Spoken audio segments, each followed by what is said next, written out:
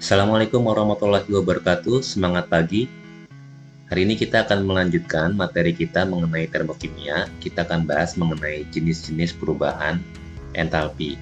Sebelum kita bahas materi kita pada hari ini, kita review dulu materi yang sudah kita bahas sebelumnya. Kita sudah bahas tentang reaksi eksoterm dengan endoterm. Reaksi eksoterm itu berarti reaksi yang melepaskan kalor. Ciri-cirinya salah satunya adalah delta H-nya nanti bernilai negatif ya, karena energinya berkurang, dia lepasin ke lingkungan. Sementara kalau reaksi endoterm ini dia menyerap kalor ya, karena dia menyerap energi, menyerap kalor dari lingkungan, maka delta H-nya akan nambah, makanya nilainya positif gitu. Kita juga udah bahas nih tentang persamaan termokimia. Apa itu persamaan termokimia? Ini artinya persamaan reaksi yang dilengkapi dengan data entalpi, delta H-nya berapa ya. Contohnya ini. Dari reaksi ini kita bisa sebutin berarti 1 mol es ya, bereaksi dengan 3/2 gas O2 menghasilkan 1 mol SO3 dengan melepaskan kalor sebesar 85 kJ per mol gitu ya. Jadi tanda minus ini menunjukkan dia melepaskan atau menghasilkan kalor. Eksoterm reaksinya. Oke, sekarang kita akan bahas materi kita yaitu tentang jenis-jenis perubahan entalpi standar ya. Standar ini maksudnya apa? Ini merujuk pada kondisi ya. Jadi standar itu artinya kondisinya tekanannya 1 atm, suhunya 25 derajat Celcius ya. Ini namanya kondisi yang standar, kondisi ruangan. Oke, nah ada 3 jenis perubahan entalpi standar. Apa aja? Pertama itu pembentukan standar. Entalpi pembentukan standar. Disimbolinnya delta HF0. Ada tanda 0, ini menunjukkan standar.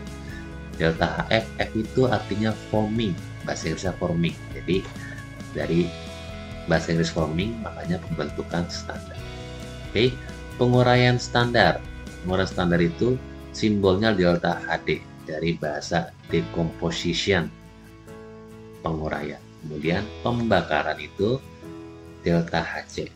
Dan penguraian standar delta HC combustion, pembakaran. Jadi 3, pembentukan, penguraian, dan pembakaran standar. Kita akan bahas satu persatu. Kita mulai dari perubahan entalpi pembentukan standar atau delta HF0.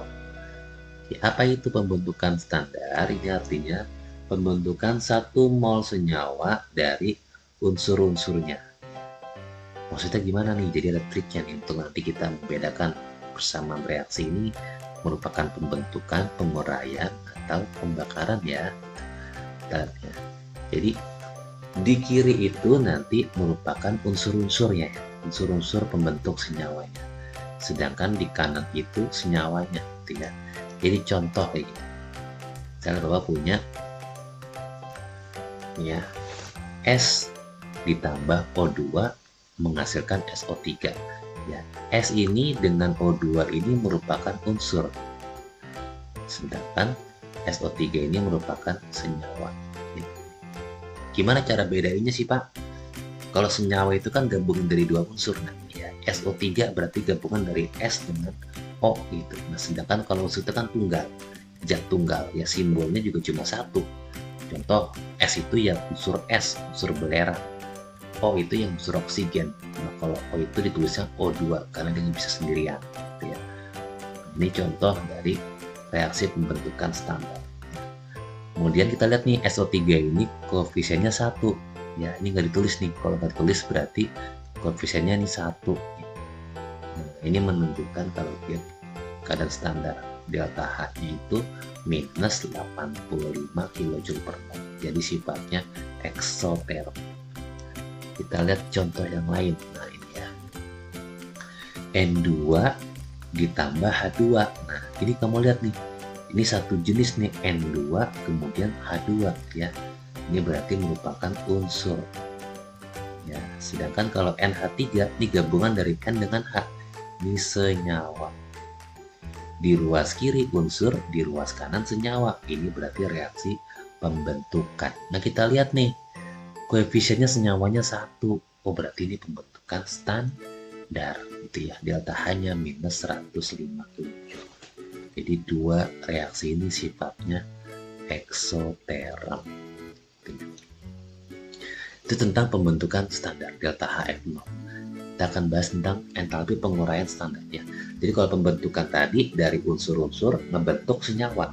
Nah, kalau penguraian kebalikannya, dari senyawa terurai jadi unsur-unsur kayak gitu. Kita lihat nih. Jadi penguraian 1 mol senyawa menjadi, nah ini menjadi unsur-unsurnya. Kita lihat triknya berarti di sebelah kiri itu kebalikannya tadi yang dari pembentukan. Kalau di penguraian di sebelah kiri itu berarti senyawanya, di sebelah kanan unsur-unsurnya. Jadi misalnya Bapak punya nih CH4 ya, CH4 gas. Kalau kita mau nulisin reaksi penguraiannya, tinggal kita tulisin aja apa aja unsurnya nih. C sama H gitu. Yang ngebedain C sama H itu nggak bisa sendirian. Nah, dia harus berdua nih, dia makanya H2. Ya, ini ditulis pastinya gas. Oke, ini reaksi penguraiannya. Ya, tapi ini bukan termasuk reaksi termokimia. Belum ada delta H-nya nih. Kita harus nulisin delta H-nya dong. Terus nih, delta H-nya misalnya ya minus plus ya. Misalnya Bapak kasih plus 75 ya kilojoule per mol. Oke. Nah, ini setarain dulu nih. H-nya 4, ini baru 2. Jadi kasih 2 koefisiennya. C-nya 1, ini udah 1. Oke, gitu. Itu cara menuliskan persamaan reaksi untuk penguraian. Jadi gampang, dari senyawa tinggal kita uraian di sebelah kanannya itu unsur-unsurnya. Contoh yang lain ya, SO3 apa aja unsur-unsurnya? S sama O, tinggal disetarain, tulis delta H-nya, delta HD-nya berapa, plus 85 kJ per mol, berarti dia endoterm. Kemudian NH3 senyawanya ya, apa aja unsur-unsur pembentuk NH3? N dengan H ya, N2 dengan H2. Apa aja sih Pak yang harus berdua-dua itu terus ya? Fon ya, ingat fon. Ini berarti harus F2, O2, N2.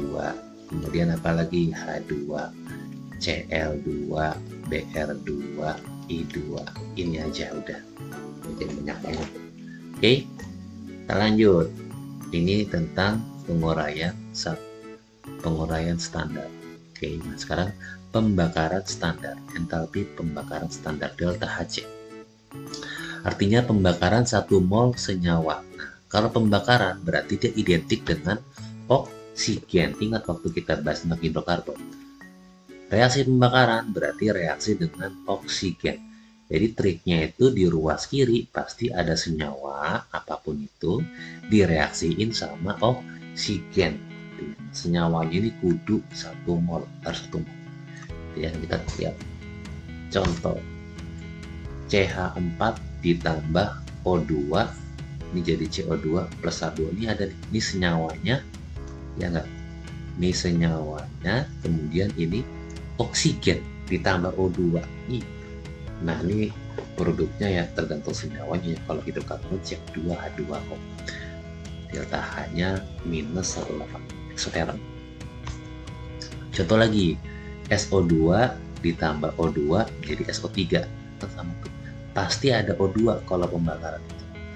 Ya, delta Hc-nya minus 285 kJ per mol. Ini berarti eksoterm juga. Nah, ini kita lihat nih.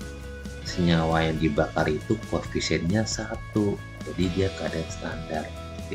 Maka tulisnya delta Hc 0 kayak gitu.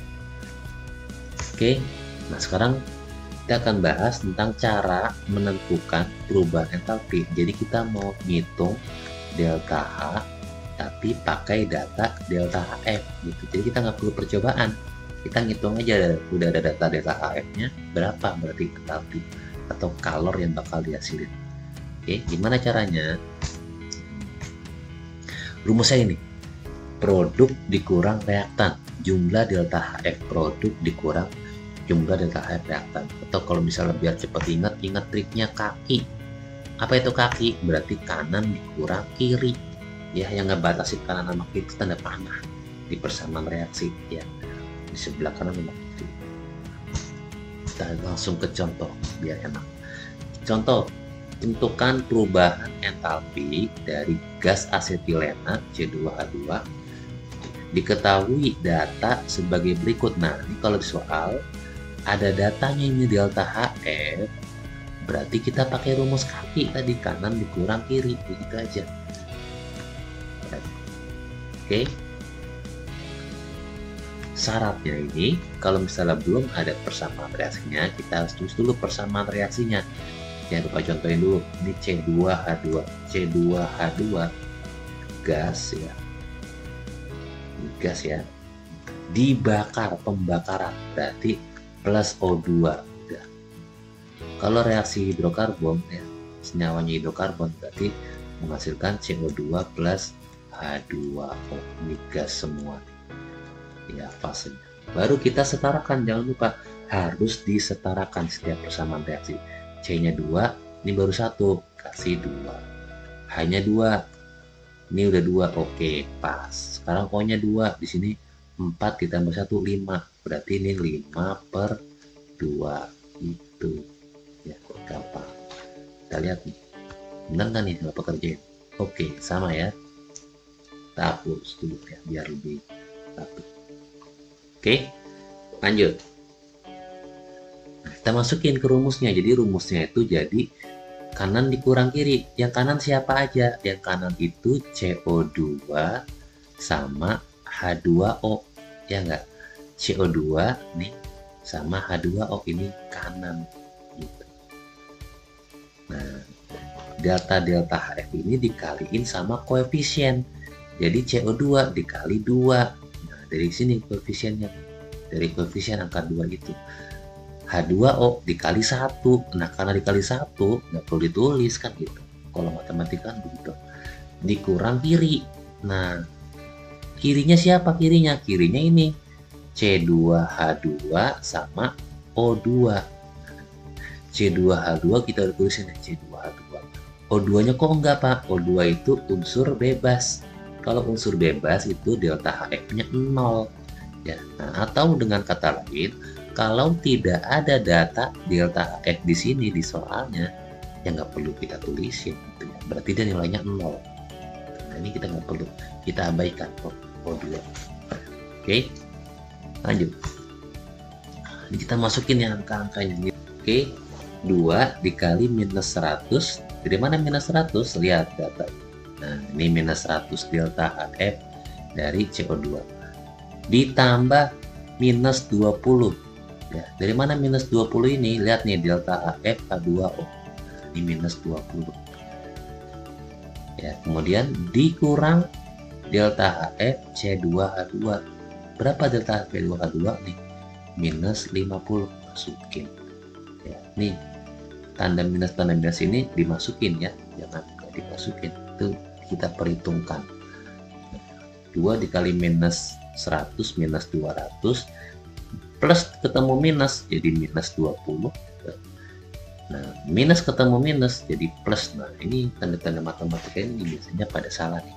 Jadi diperhatikan tanda-tanda plus min ini, dicek lagi ya, jangan sampai salah ngitung. Oke, ini setelah dihitung hasilnya minus 170 kJ. Ini menunjukkan bahwa reaksi ini bersifat eksoterm. Ya, jadi kesimpulannya, jadi kalau kita mau nulis reaksinya, ini bisa kita tuliskan di sini, delta H-nya sama dengan ya, pembakaran minus 170 kJ. Gitu. Oke. Sekarang silakan kalian coba untuk tugas hari ini, tentukan perubahan entalpi pembakaran gas butana dengan reaksi ini. Ini sudah Bapak tuliskan persamaan reaksi, datanya seperti ini ya. Oke, silakan dicoba dituliskan di buku catatan kalian. Kemudian misi kalian hari ini adalah membuat rangkuman dari video ini. Kemudian di akhir rangkuman kalian tuliskan jawaban dari pertanyaan ini. Oke, Bapak akhiri kegiatan belajar kita pada hari ini. Assalamualaikum warahmatullahi wabarakatuh. Semangat pagi, salam sehat semua.